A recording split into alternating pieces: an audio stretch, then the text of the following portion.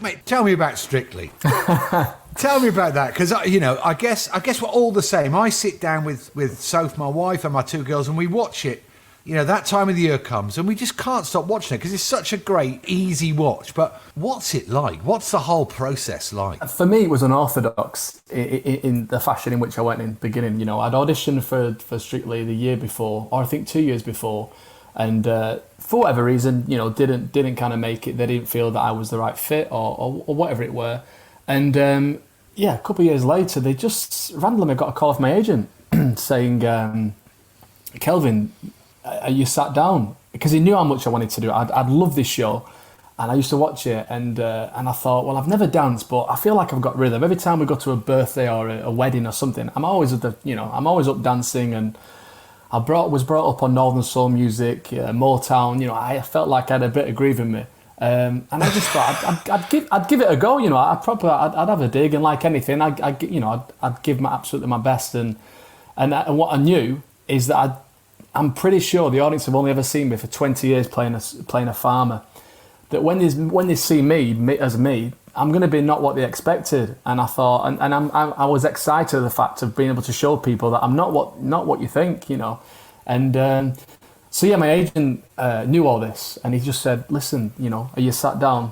Strictly have been in touch, and they want you for this show. Now it'd already been announced, the lineup. They were already in rehearsals. They were, I think, 2 or 3 weeks in. They'd done the live show. They were about to do the first show. So it transpired that one of the contestants had an injury, and Jamie Lang, wasn't it? Yeah. Jamie Lang, yeah. And it was looking like he wasn't going to be able to be fully fit, and it would somewhat be a liability. His ankle might give way, or his knee. I can't remember what it was. Do I want to do it? But I had to make a decision within a couple of hours, because they were literally ready to pull the plug with him and give me a shot. So. I wasn't on a replacement list or anything like that. I didn't even make the replacement list. They do have a replacement, a standby, but I was the absolute underdog, the underdog that couldn't make the subs bench. But it was, for me, it was the opportunity of a lifetime. I was like, I've wanted to do this job for so long. I've auditioned for it. They've said no. Coming in, it's not the ideal scenario, but sometimes opportunities present themselves, and and that's it. So I went back, I said, I'm in, what do I need to do? So I had to sign quickly an NDA, went and had my medical the next morning.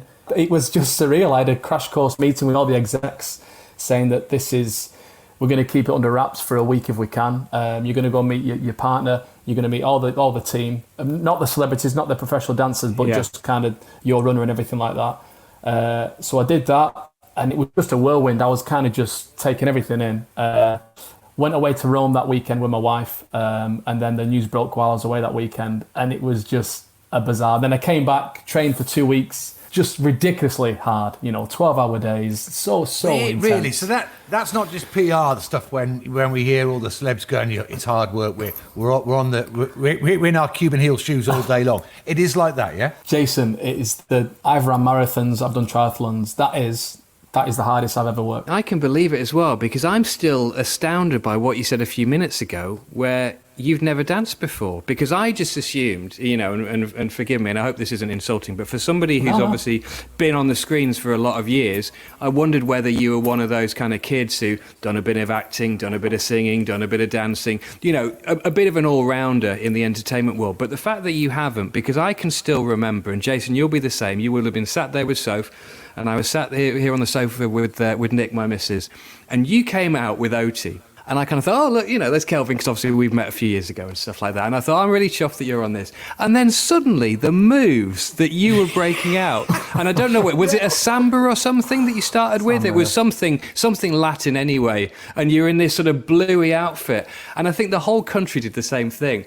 Everybody just open mouth just went, oh my God, he can move. Where did that come from? And suddenly you'd gone from being this guy that had just come in at the last minute to being a favourite within seconds. It was mad, and it was as crazy for me as it was for you watching it, in a different way. But I didn't kind of know I had that, but I just knew, I felt like I had a bit of natural rhythm. And like acting, it's all about confidence. If you can go out there and lose your inhibitions, and it does feel silly wearing those outfits, being on Cuban heels, having, doing all these moves, but for me, as a young actor, I was used to playing, being a bit camp or doing, and I was like, well, I'm happy with that. It's not, it's fine. And so I don't think I was anything extra special. I think I was just prepared and confident to lose my inhibitions. And so it was a crazy time and, an amazing experience. And never in a million years did I think that I'd do what I did and go on to win.